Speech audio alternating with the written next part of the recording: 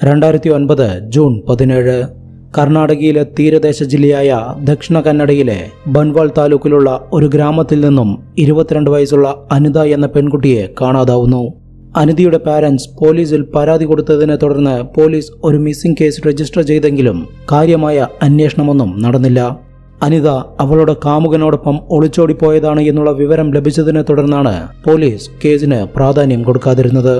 എന്നാൽ അനിതയുടെ ഗ്രാമവാസികൾ ലവ് ജിഹാദിന്റെ ഇരയാണ് അനിത എന്ന് പറഞ്ഞ് പ്രക്ഷോഭങ്ങൾ തുടങ്ങുകയും വർഗീയ കലാപത്തിലേക്ക് നീങ്ങുന്ന സാഹചര്യം ഉടലെടുക്കുകയും ചെയ്തതോടെയാണ് അനിതയെ കണ്ടെത്താനായി ബൻവാൾ പോലീസ് അന്വേഷണം ശക്തമാക്കിയത്. ആദ്യം തന്നെ അനിതയുടെ വീട്ടിലെ ലാൻഡ് ഫോണിലേക്ക് വന്ന ഇൻകമിംഗ് കോളുകളുടെയും ഔട്ട് ഗോയിങ് കോളുകളുടെയും മുഴുവൻ ഡീറ്റെയിൽസും പോലീസ് കളക്ട് ചെയ്തു. ഇതിൽ നിന്നും കാണാതാവുന്നതിന് മുൻപ് രാത്രി വളരെ വൈകിയും അനിത ഒരു മൊബൈൽ നമ്പറിലേക്ക് മാത്രം വിളിച്ച് മണിക്കൂറുകളോളം സംസാരിച്ചിട്ടുണ്ട് എന്ന് കണ്ടെത്തി. ആ മൊബൈൽ നമ്പറിന്റെ ഉടമയെക്കുറിച്ച് നടത്തിയ അന്വേഷണത്തിൽ മടിക്കേരി എന്ന സ്ഥലത്തുള്ള ശ്രീധരന്റെ പേരിൽ എടുത്തിട്ടുള്ള സിം ആയിരുന്നു അത് എന്ന് മനസ്സിലായി. എന്നാൽ ആ നമ്പർ ഉപയോഗിച്ചിരിക്കുന്നത് ശ്രീധരന്റെ സഹോദരി കാവേരിയാണ്. അവിടെ പോലീസിനെ കാത്ത് മറ്റൊരു ട്വിസ്റ്റ് കൂടി ഉണ്ടായിരുന്നു. 4 മാസങ്ങൾക്ക് മുൻപ് കാവേരി മിസ്സിംഗ് ആയതാണ്. കാമുകനോടൊപ്പം ഒളിച്ചോടിപ്പോയതാണ് എന്ന് മാത്രമേ കുടുംബത്തിനറിയൂ. ആദ്യത്തെ കുറച്ച് ദിവസങ്ങൾ അവളുടെ ഫോൺ ആക്റ്റീവായിരുന്നുവെങ്കിലും പെട്ടെന്നൊരു ദിവസം സ്വിച്ച് ഓഫായി. കാവേരി എങ്ങോട്ട് പോയി, ആരോടൊപ്പം പോയി എന്നൊന്നും കുടുംബത്തിനറിയില്ല. ഇതോടെ പോലീസ് കാവേരിയുടെ കോൾ ഹിസ്റ്ററി പരിശോധിച്ചു. 2 നമ്പറിലേക്കാണ് കൂടുതലായും കോളുകൾ പോയിരിക്കുന്നത്. ഒന്ന് കാണാതായ അനിതയുടെ നമ്പറായിരുന്നു. രണ്ടാമത്തെ നമ്പർ സ്വിച്ച്ഡ് ഓഫ് ആണ്. ഉടനെ തന്നെ പോലീസ് സ്വിച്ച്ഡ് ഓഫ് ആയ നമ്പർ ആരുടെ പേരിലാണെന്ന് കണ്ടെത്തി. കാസർഗോഡുള്ള പുഷ്പ എന്ന സ്ത്രീയുടെ നമ്പറായിരുന്നു അത്. പുഷ്പയെ അന്വേഷിച്ചിറങ്ങിയ പോലീസുകാരെ ഞെട്ടിച്ചുകൊണ്ട് മാസങ്ങളായി പുഷ്പയും മിസ്സിംഗ് ആണ് എന്നുള്ള വിവരമാണ് ലഭിച്ചത്. പുഷ്പയുടെ കോൾ ഹിസ്റ്ററി പരിശോധിച്ച് മറ്റൊരു നമ്പർ കണ്ടെത്തി. അന്വേഷിച്ച് ചെല്ലുമ്പോൾ അവിടെയും ഒരു പെൺകുട്ടി മിസ്സിംഗ്. ഒരു മിസ്സിംഗ് കേസിൽ അന്വേഷണം തുടങ്ങിയ പോലീസ് എത്തിയത് ഒരേ പാറ്റേണിൽ നടന്ന 20ഓളം സ്ത്രീകളുടെ മിസ്സിംഗിലേക്കാണ്. ഇതോടെ തങ്ങൾ അന്വേഷിച്ചു തുടങ്ങിയിരിക്കുന്നത് ഒരു സാധാരണ മിസ്സിംഗ് കേസല്ല എന്ന് കർണാടക പോലീസ് തിരിച്ചറിഞ്ഞു. ഇന്ത്യയെ ഒന്നടങ്കം ഞെട്ടിച്ച ഒരു സീരിയൽ കില്ലറിനെ കണ്ടെത്താനുള്ള നമ്മുടെ ഇൻവെസ്റ്റിഗേഷൻ ഇവിടെ ആരംഭിക്കുന്നു. Welcome back.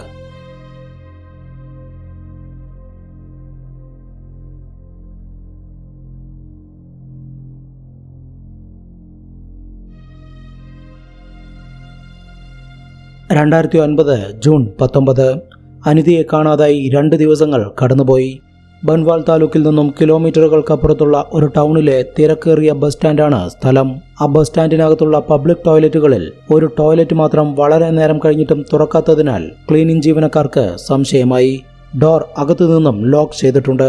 പുറത്തു നിന്നും വിളിക്കുന്നതിന് ഒരു മറുപടിയുമില്ല. ഇതോടെ ജനങ്ങൾ കൂടി. ഒടുവിൽ ഡോർ തള്ളി തുറക്കാൻ അവർ തീരുമാനിച്ചു. ഡോർ തള്ളി തുറന്നതും ഒരു സ്ത്രീ വായിൽ നൊരയും പതിയുമെല്ലാം വന്ന് ബോധരഹിതയായി നിലത്ത് കിടക്കുന്ന കാഴ്ചയാണ് എല്ലാവരും കണ്ടത്. ഉടനെ തന്നെ നാട്ടുകാർ ആ സ്ത്രീയെ ഹോസ്പിറ്റലിൽ എത്തിച്ചു. എന്നാൽ അവർ മരണപ്പെട്ടിട്ട് വളരെ നേരം കഴിഞ്ഞു എന്നാണ് ഡോക്ടേഴ്സ് പറഞ്ഞത്. സംഭവം പോലീസ് കേസായി. വിഷം അകത്തു ചെന്നാണ് മരണം നടന്നിരിക്കുന്നത് എന്ന് പോസ്റ്റ്മോർട്ടം റിപ്പോർട്ടിൽ പറയുന്നു. അതുപോലെ മരണപ്പെടുന്നതിന് മുൻപ് പെൺകുട്ടി ലൈംഗിക ബന്ധത്തിൽ ഏർപ്പെട്ടിരുന്നുവെന്നും എന്നാൽ റേപ്പ് നടന്നതിന്റെ ലക്ഷണങ്ങളൊന്നുമില്ല എന്നും റിപ്പോർട്ടിൽ പറയുന്നുണ്ട്. ആത്മഹത്യയാണ് നടന്നിരിക്കുന്നത് എന്ന നിഗമനത്തിൽ പോലീസ് കേസ് അവസാനിപ്പിച്ചു. മരിച്ച പെൺകുട്ടിയുടെ ഫോട്ടോ പത്രങ്ങളിൽ കൊടുത്തിട്ടും ആരും അന്വേഷിച്ചു വരാത്തതിനാൽ അൺഐഡന്റിഫൈഡ് ഡെഡ് ബോഡികളുടെ കൂട്ടത്തിൽ ഉൾപ്പെടുത്തി ആ പെൺകുട്ടിയുടെ ഡെഡ് ബോഡിയും ഗവൺമെന്റ് ഹോസ്പിറ്റലിലെ മോർച്ചറിയിലേക്ക് മാറ്റി. എന്നാൽ കുറച്ച് ദിവസങ്ങൾക്കകം അത് 2009 ജൂൺ 17 കാണാതായ അനിതയുടെ ഡെഡ് ബോഡിയാണെന്ന് പോലീസുകാർ തിരിച്ചറിഞ്ഞു. അതിനോടകം 20ഓളം സ്ത്രീകൾ മിസ്സിംഗ് ആയിട്ടുള്ള ഒരു കേസിലെ ഒരു ഇര മാത്രമാണ് അനിത എന്നും 2004 മുതലാണ് സ്ത്രീകൾ മിസ്സിംഗ് ആയി തുടങ്ങിയിരിക്കുന്നത് എന്നും ബൻവാൾ പോലീസ് കണ്ടെത്തി കഴിഞ്ഞിരുന്നു.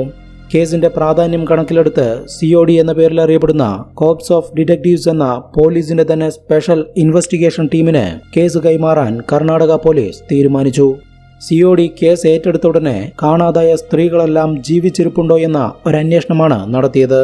കർണാടകയിലുള്ള എല്ലാ ഗവൺമെന്റ് മോർച്ചറികളിൽ നിന്നും അൺഐഡന്റിഫൈഡ് ഡെഡ് ബോഡികളുടെ ഡീറ്റെയിൽസ് കളക്ട് ചെയ്ത് അതിൽ സ്ത്രീകളുടെ ഡീറ്റെയിൽസ് മാത്രം പ്രത്യേകം പരിശോധിച്ചു. ഇതോടെയാണ് ഞെട്ടിക്കുന്ന അസത്യം പോലീസ് തിരിച്ചറിഞ്ഞത്. കർണാടകയിലെ വിവിധ സ്ഥലങ്ങളിൽ നിന്നും കാണാതായ ആ 20 സ്ത്രീകളും മരിച്ചിരിക്കുന്നു. എല്ലാവരുടെയും ഡെഡ് ബോഡികൾ പല മോർച്ചറികളിലായി കിടക്കുന്നുണ്ടായിരുന്നു. അന്വേഷിച്ച് ആരും വരാത്തതിനാൽ പല ഡെഡ് ബോഡികളും ബന്ധപ്പെട്ട പോലീസ് തന്നെ അടക്കം ചെയ്തിരിക്കുകയാണ്. അനിത, കാവേരി എന്നിങ്ങനെ അടുത്തിടെ മരണപ്പെട്ടവരുടെ ഡെഡ് ബോഡികൾ മാത്രമാണ് ലഭിച്ചത്. മറ്റുള്ളവരെയെല്ലാം ലോക്കൽ പോലീസിന്റെ കയ്യിലുള്ള ഫോട്ടോകൾ വെച്ചാണ് തിരിച്ചറിഞ്ഞത്. എല്ലാവരും മരിച്ചിരിക്കുന്നത് വിവിധ ബസ് സ്റ്റാൻഡുകളിലെ ടോയ്ലറ്റിനകത്ത് വെച്ചാണ്. വിഷം അകത്തു ചെന്നുള്ള മരണമാണ് എല്ലാം. മിസ്സിംഗ് ആയ സ്ത്രീകളുടെ വീട്ടിൽ നിന്നും 150-200 കിലോമീറ്ററിനപ്പുറത്തുള്ള നഗരത്തിൽ നിന്നാണ് ഡെഡ് ബോഡികൾ കണ്ടെത്തിയിരിക്കുന്നത്. എല്ലാ പെൺകുട്ടികളുടെയും പാരന്റ്സിന് മകൾ ആരുടെയോ കൂടെ ഒളിച്ചോടിപ്പോയി എന്ന് മാത്രമേ അറിയൂ. സ്വന്തം ഇഷ്ടപ്രകാരം ഇറങ്ങിപ്പോയ കേസായതുകൊണ്ട് തന്നെ ലോക്കൽ പോലീസ് കാര്യമായി അന്വേഷിക്കാനും നിന്നില്ല. എന്നാൽ എല്ലാ പെൺകുട്ടികളും കൊല ചെയ്യപ്പെട്ടിരിക്കുന്നു. കില്ലർ നിസാരക്കാരനല്ല എന്ന് വ്യക്തമാണ്. ആദ്യം ഒളിച്ചോട്ടമാണ് നടന്നിരിക്കുന്നത് എന്ന് പാരന്റ്സിനെ വിശ്വസിപ്പിച്ചും പിന്നീട് ആത്മഹത്യയാണ് നടന്നിരിക്കുന്നത് എന്ന് ഡെഡ് ബോഡികൾ ലഭിക്കുന്ന സ്ഥലത്തെ പോലീസിനെ വിശ്വസിപ്പിച്ചും വെൽ പ്ലാൻഡ് ആയിട്ടാണ് ഓരോ കൊലപാതകങ്ങളും നടത്തിയിരിക്കുന്നത്. കില്ലറിനെ എത്രയും പെട്ടെന്ന് പിടികൂടുന്നതിനായി COD അവരുടെ അന്വേഷണം ഊർജിതമാക്കി. ഇതോടെ കേസിൽ ആദ്യത്തെ ബ്രേക്ക് ത്രൂ ലഭിച്ചു. കാണാതായ എല്ലാ പെൺകുട്ടികളുടെയും മൊബൈൽ നമ്പറുകൾ കർണാടകയിലെ ഡെർലക്കട്ട എന്ന ഗ്രാമത്തിൽ വെച്ച് ഒരിക്കലെങ്കിലും ആക്റ്റീവ് ആയിട്ടുണ്ട് എന്ന് സൈബർ ടീം CODയെ അറിയിച്ചു. ഡെർലക്കട്ട എന്ന ഗ്രാമത്തിന് ഈ കേസുമായി ബന്ധമുണ്ടാവുമെന്നുറപ്പിച്ച അന്വേഷണ സംഘം ഉടനെ തന്നെ അങ്ങോട്ട് തിരിച്ചു.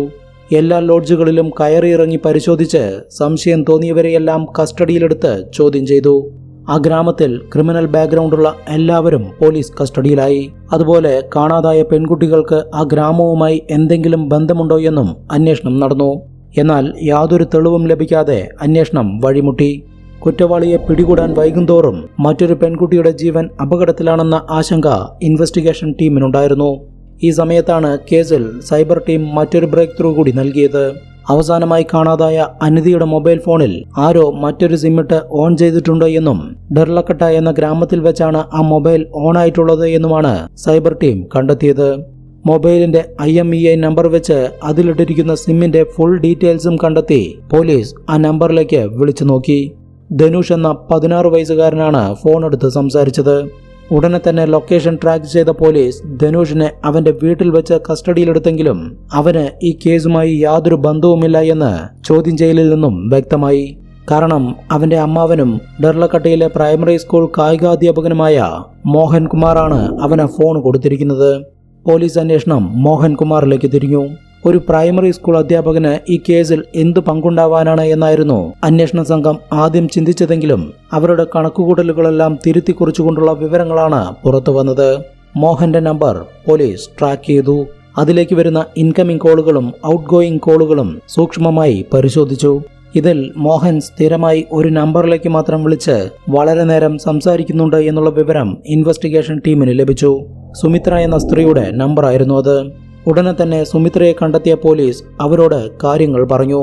20ഓളം സ്ത്രീകളെ കൊന്ന കേസിൽ മോഹൻ സസ്പെക്ട് ആണെന്നും അവനെ പിടിക്കുന്നതിനായി ഞങ്ങൾ പറയുന്ന സ്ഥലത്തേക്ക് നീ അവനെ വിളിച്ചു വരുത്തണമെന്നുമായിരുന്നു പോലീസ് സുമിത്രയോട് പറഞ്ഞത്. ഇതെല്ലാം കേട്ട് സുമിത്ര ഭയന്നു വിറച്ചെങ്കിലും പിന്നീട് പോലീസ് പറയുന്നത് പോലെ തന്നെ ചെയ്തു.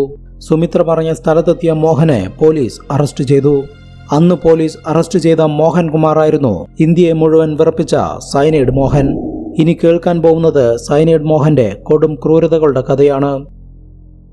1963 ഏപ്രിൽ 6 കർണാടക കേരള അതിർത്തിയിലുള്ള കന്യായന എന്ന ഗ്രാമത്തിലാണ് മോഹൻ കുമാർ എന്ന സൈനൈഡ് മോഹൻ ജനിച്ചത്. ആ ഗ്രാമത്തിലുള്ള ഭൂരിഭാഗം ആളുകളും ദാരിദ്ര്യരേഖയ്ക്ക് താഴെയുള്ളവരും കൂലിപ്പണിക്കാരുമായിരുന്നു. ഒരുപാട് സാമ്പത്തിക ബുദ്ധിമുട്ടുകൾ അനുഭവിച്ചിരുന്ന ദരിദ്ര കുടുംബത്തിൽ തന്നെയാണ് മോഹൻ കുമാറും ജനിച്ചതെങ്കിലും അവൻ നല്ലതുപോലെ പഠിക്കുമായിരുന്നു. സ്കൂൾ വിദ്യാഭ്യാസവും കോളേജ് പഠനവുമെല്ലാം പൂർത്തിയാക്കിയ മോഹൻ 1980 ദക്ഷിണ കന്നഡയിലെ ഒരു പ്രൈമറി സ്കൂളിൽ ഫിസിക്കൽ എഡ്യൂക്കേഷൻ ടീച്ചറായി ജോലിയിൽ പ്രവേശിച്ചു.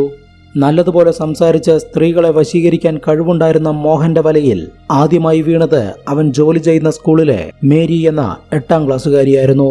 സ്കൂളിലെ കുട്ടികളോടും സ്റ്റാഫുകളോടുമുള്ള മോശം പെരുമാറ്റം കാരണം പലതവണ സ്ഥലമാറ്റങ്ങളും സസ്പെൻഷനുകളും ലഭിച്ചെങ്കിലും മേരിയുമായുള്ള ബന്ധം മോഹൻ തുടർന്നുപോയി. മേരിക്ക് 18 വയസ്സായപ്പോൾ തന്നെ മോഹൻ അവളെ വിവാഹം കഴിച്ചു. പ്രേമിച്ചുകൊണ്ടിരിക്കുന്ന സമയത്ത് മോഹൻ മേരിക്കൊരു വാക്കു കൊടുത്തിരുന്നു, വിവാഹശേഷം താൻ ക്രിസ്തുമതം സ്വീകരിക്കാമെന്ന്. എന്നാൽ വിവാഹം കഴിഞ്ഞതോടെ അയാൾ വാക്കുമാറി, മതം മാറാൻ തയ്യാറായില്ല.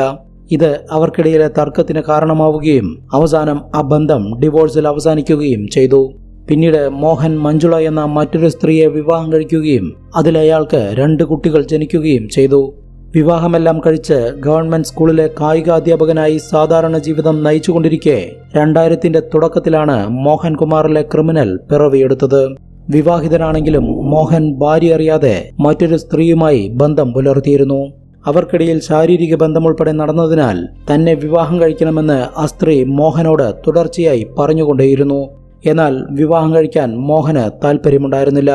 ശല്യം സഹിക്കാൻ കഴിയാതെ വന്നതോടെ അവളെ കൊല്ലാനായിരുന്നു മോഹൻ തീരുമാനിച്ചത്.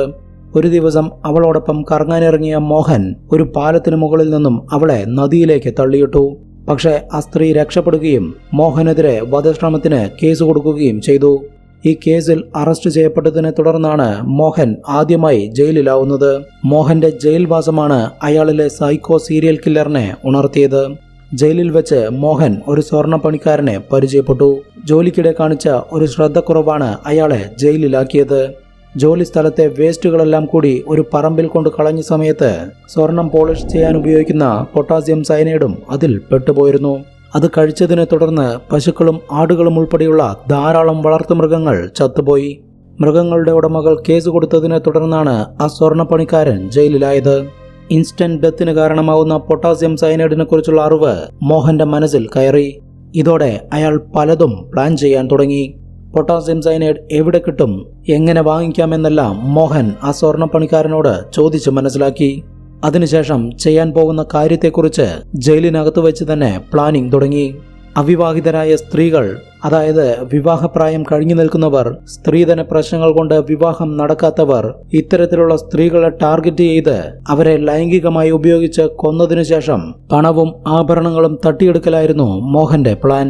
ശിക്ഷ കഴിഞ്ഞ് പുറത്തിറങ്ങിയ ഉടനെ അയാൾ പോയത് സയനൈഡ് വാങ്ങിക്കാനാണ്. സ്വർണ്ണപ്പണിക്കാരനാണെന്ന് പരിചയപ്പെടുത്തി ഒരു കെമിക്കൽ സ്റ്റോറിൽ നിന്നും സയനൈഡ് വാങ്ങിച്ചു. വർഷം 2003. മോഹൻകുമാർ എന്ന സയനൈഡ് മോഹന്റെ വലയിൽ ഇരകൾ കുടുങ്ങി തുടങ്ങി. 10 പേരെ പരിചയപ്പെട്ടു കഴിഞ്ഞാൽ അതിലൊരാൾ മോഹന്റെ വലയിൽ കുടുങ്ങും.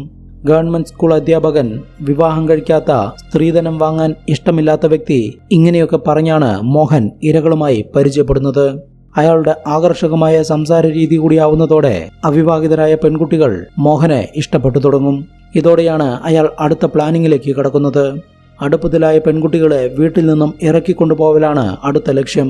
തനിക്ക് പ്രായക്കൂടുതലുള്ളതുകൊണ്ട് ഒരുപക്ഷെ നിങ്ങളുടെ വീട്ടിൽ എതിർപ്പുണ്ടാവാൻ സാധ്യതയുണ്ട്, അതിനാൽ ഒളിച്ചോടിപ്പോയി വിവാഹം കഴിക്കാമെന്നും വിവാഹശേഷം മാത്രം വീട്ടുകാരോട് കാര്യം പറഞ്ഞാൽ മതിയെന്നും പറഞ്ഞ് എല്ലാ പെൺകുട്ടികളെയും മോഹൻ വിശ്വസിപ്പിക്കും. അതിനോടകം മോഹനുമായി കടുത്ത പ്രണയത്തിലായിട്ടുള്ള സ്ത്രീകൾ അയാൾ പറയുന്നത് അതേപടി അനുസരിക്കും.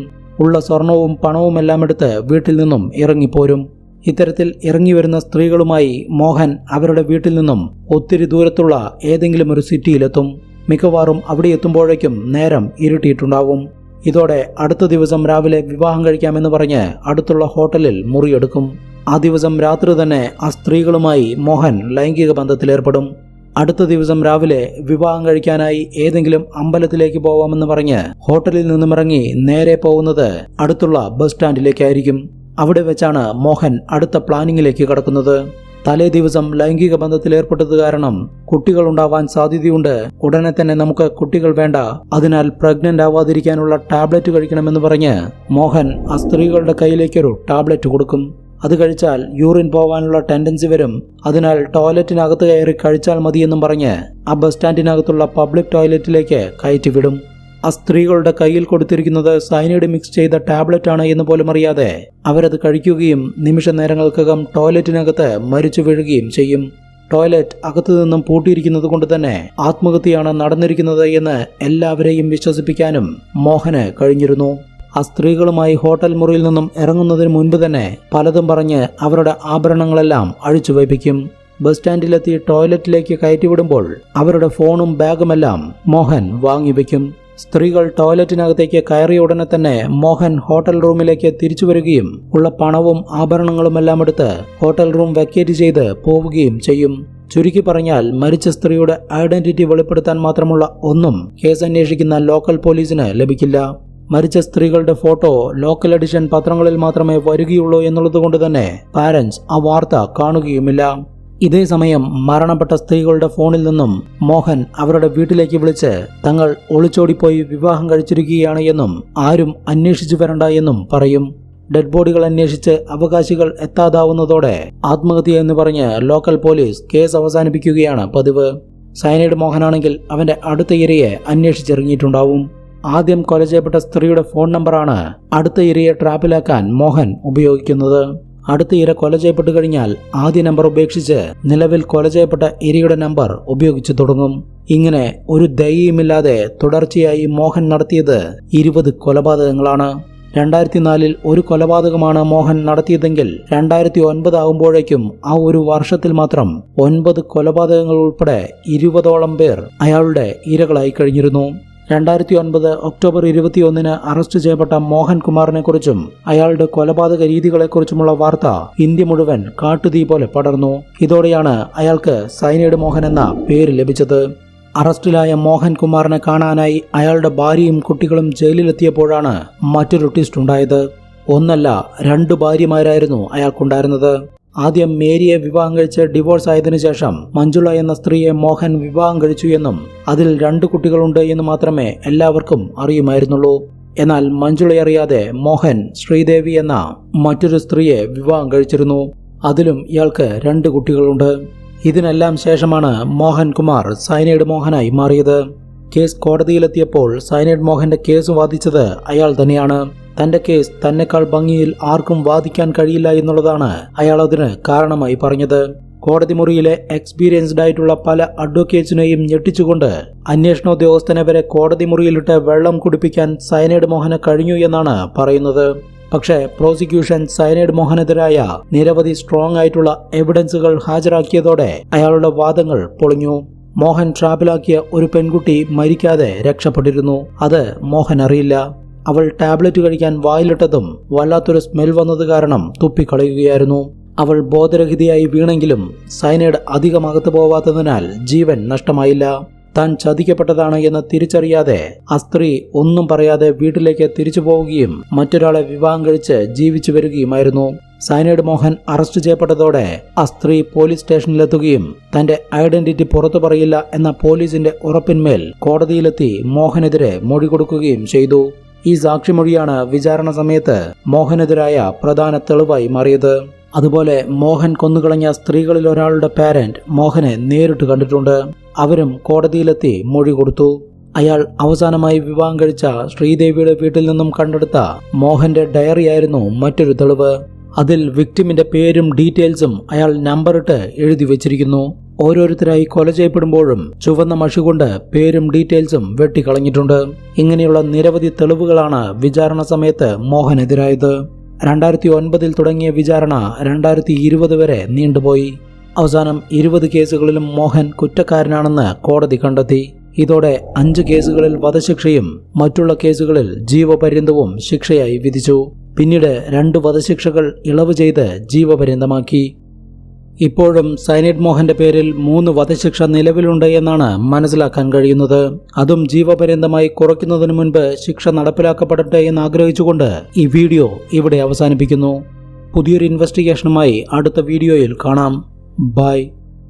വിദേശത്ത് നടക്കുന്ന ക്രൈം ഇൻവെസ്റ്റിഗേഷൻ കേൾക്കാൻ താല്പര്യമുള്ളവരാണ് നിങ്ങളെങ്കിൽ നമ്മുടെ മെയിൻ ചാനലായ ഇൻവെസ്റ്റിഗേഷൻ സ്പോട്ട് സബ്സ്ക്രൈബ് ചെയ്ത് സപ്പോർട്ട് ചെയ്യാൻ മറക്കരുത്. ചാനൽ ലിങ്ക് കമന്റിൽ പിൻ ചെയ്ത് വെച്ചിട്ടുണ്ട്.